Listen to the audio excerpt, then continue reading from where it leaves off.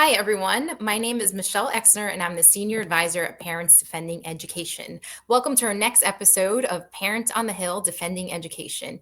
At PDE, our number one priority is making sure parents are informed when it comes to their children's education.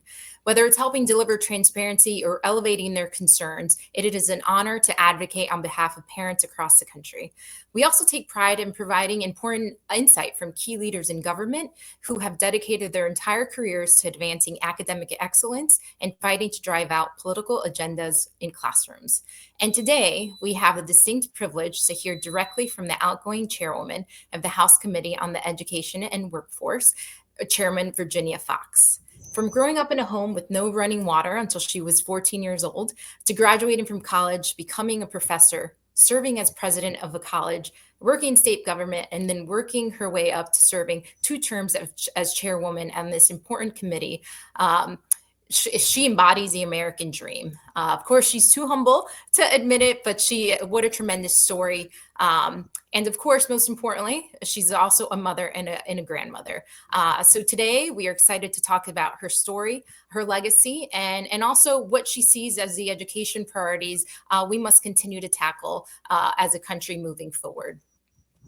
So Congresswoman Foxx, thank you so much for joining us and being our guest today, especially considering everything happening on Capitol Hill.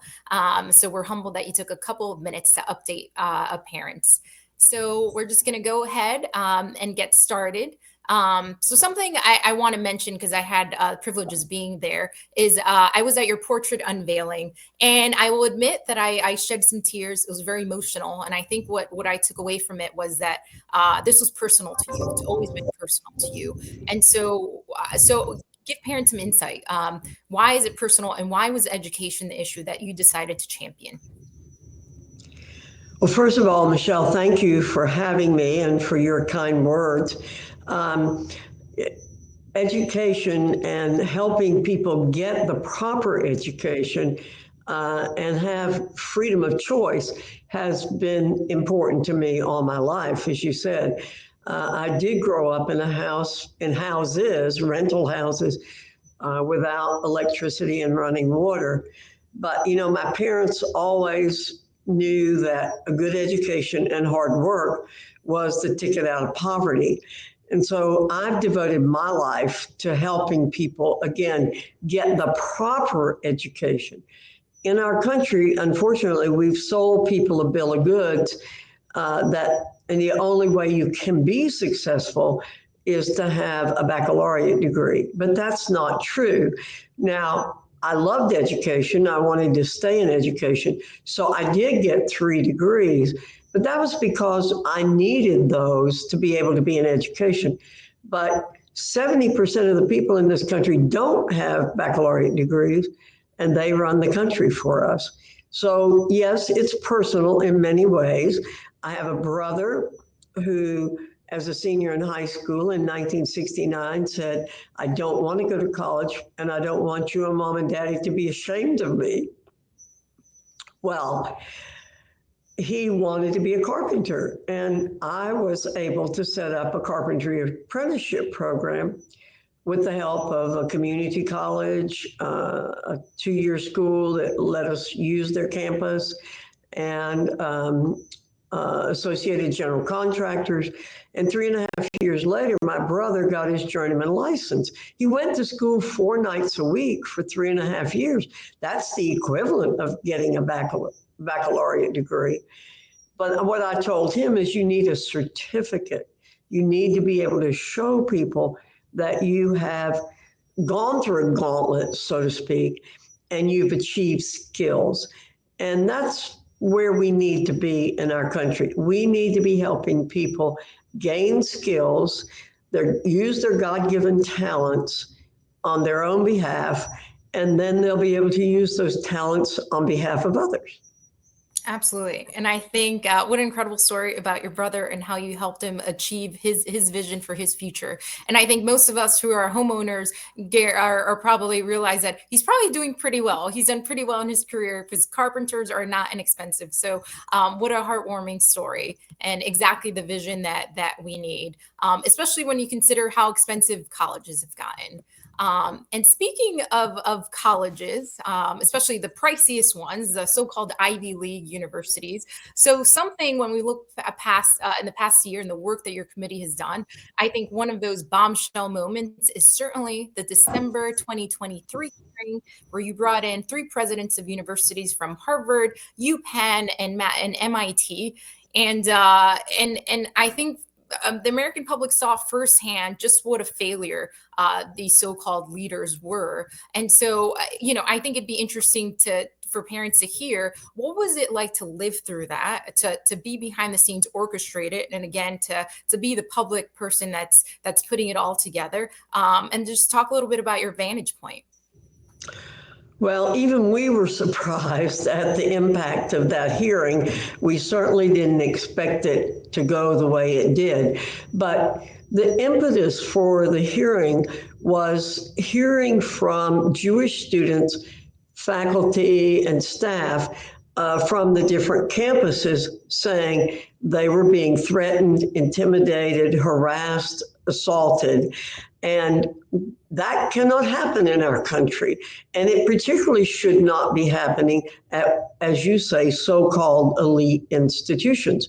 So we set that hearing up to hear what the presidents were going to do to make these students feel safe, but be safe. I mean, there's a difference between feeling safe and being safe. And we wanted them to assure the students, faculty, again, that the students were going to be safe. So that was our motivation. Students were not feeling safe and were not safe on the campuses. And as I actually told those three presidents, the day before the hearing, they came in to see me and they said, what is your vision, they said, for this hearing? And I said, my vision is that you get a spine and that you speak out with a moral certitude that what's happening on the campuses as a result of Israel being attacked on October 7th and October 8th, these demonstrations and riots and whatever you want, sit-ins were immediately started happening. It was a little too coincidental that all the tents looked the same. And so we knew this was a coordinated effort. And we wanted those presidents to take a moral stand against what was happening. And they did not have a spine, and they could not do that. And that's what made the hearing so unique. Our understanding is that hearing has been watched by more people, like in the billions, than any other hearing ever in the history of the Congress of the United States. Absolutely. I think it's exposed so much. And I think the insider people, the folks that have been following education, some of them probably weren't surprised. But then I think, like you said, it was watched by up to a billion people that came in. What is happening with education, with higher education in America? And like you said, these leaders just did not have a spine. They should have known what to do, what was the right thing to do to keep students safe. And it did not happen. And so what do you see, right, looking ahead? The fight's not done. I'm sure that you will agree there. And so what do you see as a next step, either for the next chair or for the administration coming in? Well, in terms of the rampant anti-Semitism that's existing on the campuses, my hope is that these presidents, as well as others, are going to take a stand and, again, make sure that the students and faculty, the Jewish students and faculty, are safe and that they're treated fairly and equally to other students. They shouldn't have to be put in separate rooms or escorted to campus and those kinds of things. So I don't think this problem is going to go away. It hasn't gone away so far, but exposing it was the important thing. Now it is up to trustees, it's up to students, it's up to faculty, parents to take action themselves. I think if you have egregious situations, then you don't go to that campus. You don't spend $80,000, $90,000 a year to go there. I know there are people who want to go there.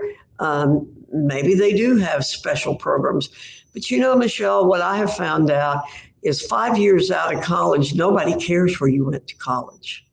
Um, it's always a matter of what you can do, not necessarily where you went. Now, again, you form a network from where you go, and that's important. But if you get into a college these days, you're likely to run into a lot of good people and have a good network. Agree with you 100%. And I think what your work did for parents like myself who has school age children is actually help us create a list of the schools that we do not want our kids to go to, Sure. right?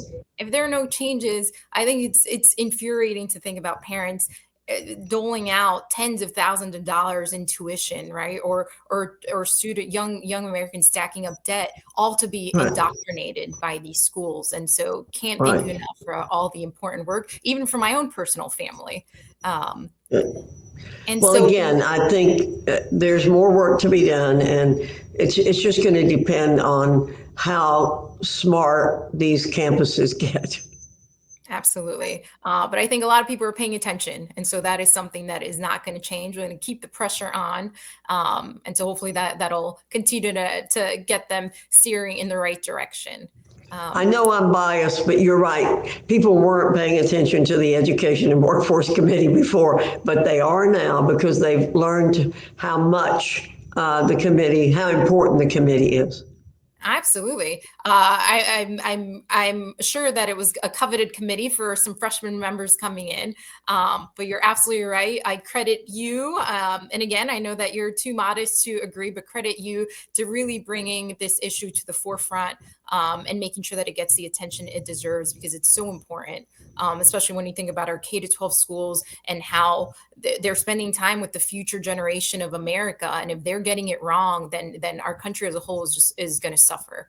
Um, Well, you did bring up an important point. There is rampant anti-Semitism in K through 12 schools also. It's not in every school, and parents have to be really on the alert for that. We don't need second graders um, uh, shouting Nazi slogans. And we also had a hearing on K through 12. It wasn't explosive. It didn't get the same kind of attention, but it got a fair amount of attention.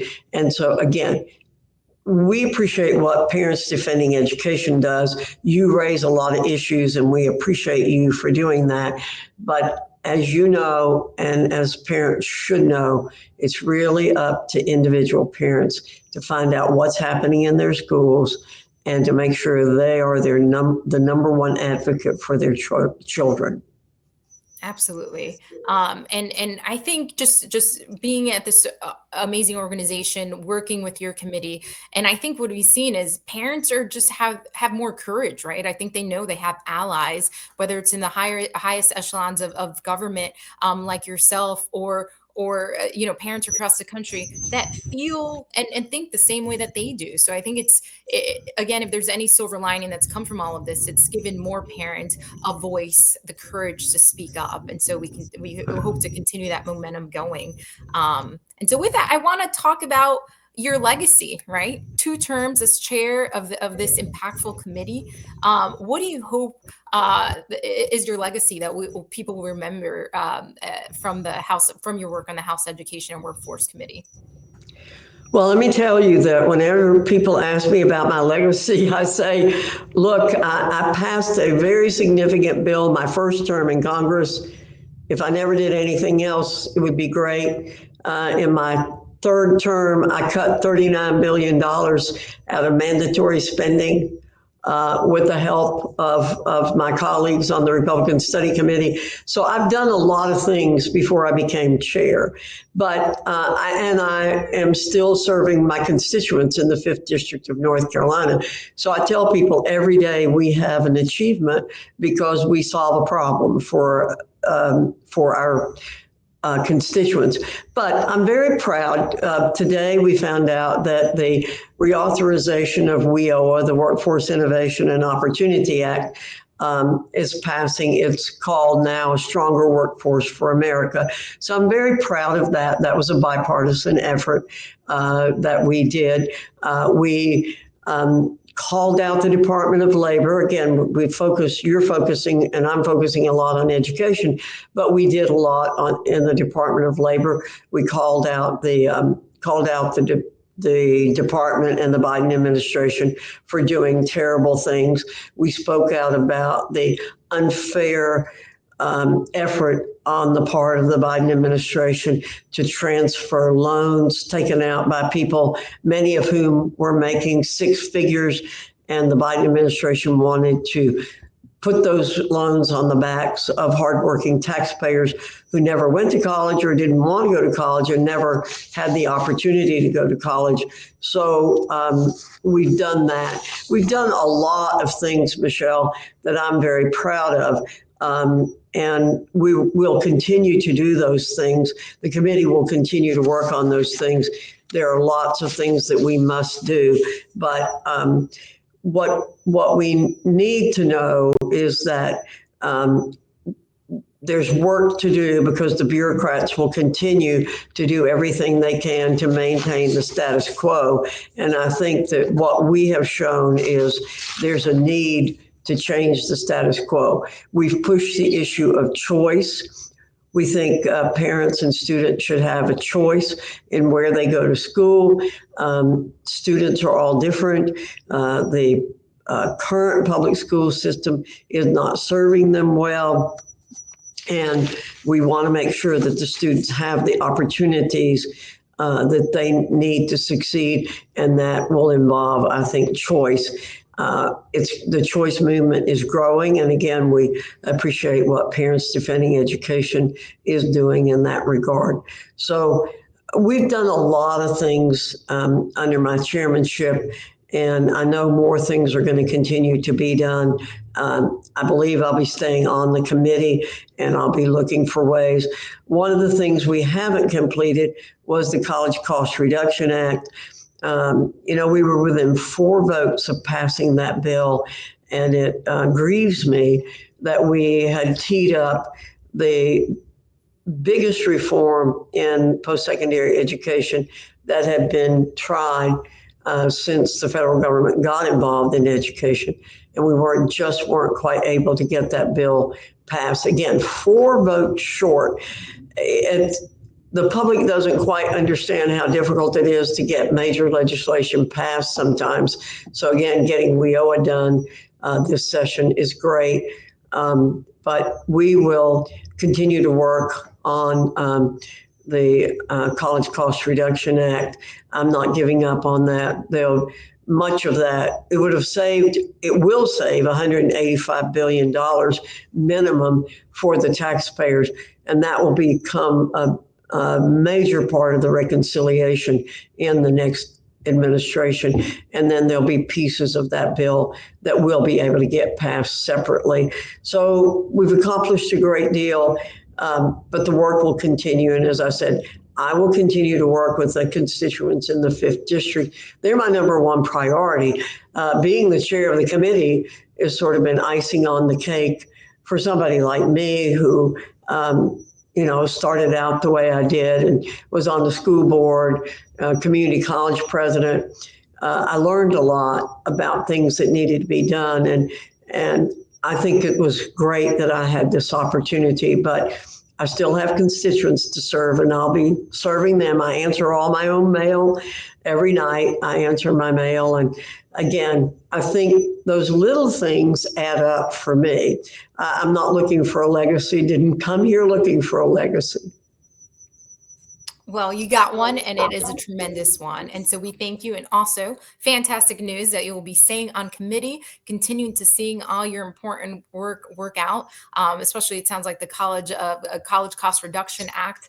While the Biden admin wanted to put the bill on the workers out in America that did not go to college, they completely missed that the source where we should be going and focusing to actually lower these costs, which is the colleges and universities themselves. So thank you so much for the important work. I think we're going to wrap up, but I have 2 quick questions. One, you had mentioned bureaucrat before, so want to talk a little bit about the Department of Government Efficiency, DOGE efforts as it applies to to the Department of Education. And I want to thank you as well, because we saw floor remarks where you talked about PD's report on the 1 billion DEI grant boondoggle that we found for the past 4 years. So want to hear a little bit from you about what you can expect from these efforts, and how to tackle wasteful spending on education. Well, again, thank you for Parents Defending Education for what you did in exposing the Department of Education in spending this money on things it had no business spending them on DEI. And so I was really happy to be able to do a 1-minute speech about that and let the world know about it. And it's going to be the bulk of my newsletter this week also. So we can't do it all. We depend on people like you to help us with what we're doing. But what I think will happen, and what I hope will happen, is that there'll be legislation to devolve the Department of Education responsibilities to the states and the localities. Even when I was on the school board, I felt this way. I've always felt this way. The word education is not in the Constitution as a responsibility of the federal government. And so I think DOJ has a tremendous opportunity here. I'm in the DOJ caucus, and I'll be pushing at every level to help with, again, reducing the role of the federal government in education, because there is not a constitutional role for it. But it needs to be done carefully. It needs to be done through legislation, not through executive order. I've worked with Linda McMahon already, talked with her, given her ideas. I'll be working with her more and helping in the department itself as it takes on its responsibilities, but be working with the DOJ people. I mean, there's some real low-hanging fruit in the Department of Education. In fact, the day that we met with Vivek and Elon, I was the first person to stand up, and I said, look, I'm offering you a whole department to eliminate, and that's a lot of money. Now, again, it has to be done carefully. You can't just say eliminate the Department of Education in one-line bill. You've got to go in and do it systematically. That's the way we should be doing things here in the Congress. And the American people will be so much better off if we're able to accomplish that. I'm not sure 4 years is enough, but hopefully a J.D. Vance or someone else will come behind President Trump. I know President Trump wants to do this. He talked to me about it before the election, and we agreed. No role for the federal government in education, not constitutionally. Well, it sounds like taxpayers are going to be happy that their hard-earned money will now be wasted less because of the efforts of DOJ, yourself, and the caucus, and the incoming presidential administration. So thank you so much. My last question is a fun one, because we have Christmas coming up. And so is there a fun Foxx family Christmas tradition that you'd like to share? Well, my family likes my cooking, and so I will be making family favorites for Christmas dinner, and our family will be all together for Christmas. So I'm very pleased about that. And we don't exchange gifts on Christmas Eve. We exchange gifts on Christmas Day. We have always kept Christmas Day sacred.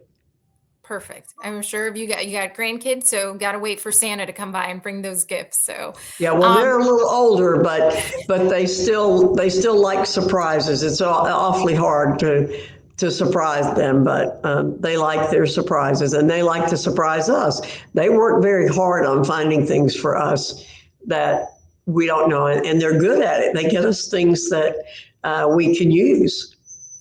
Well, it sounds like you are going to have a fantastic Christmas, and so well deserved, well earned. So I know there's important work to get done before you get out, but I want to thank you on behalf of Parents Defending Education again for joining us. It's been a pleasure as always. And just to our audience, just if you want to keep up with Congresswoman Foxx on Facebook or X, her official website is fox.house.gov. And as always, be aware of what your children are being exposed to in schools. Ask about it, speak up. Don't be afraid to do that. You have a ton of allies across the country in your corner. And please reach out to us as well, defendinged.org. We're here to empower you as parents and help expose concerning things happening in some of our schools. Share this video with a friend. And again, thank you so much to the Congresswoman for joining us today. See everyone next time. Thank you, Michele, and have a blessed Christmas. Thank you. Same to you.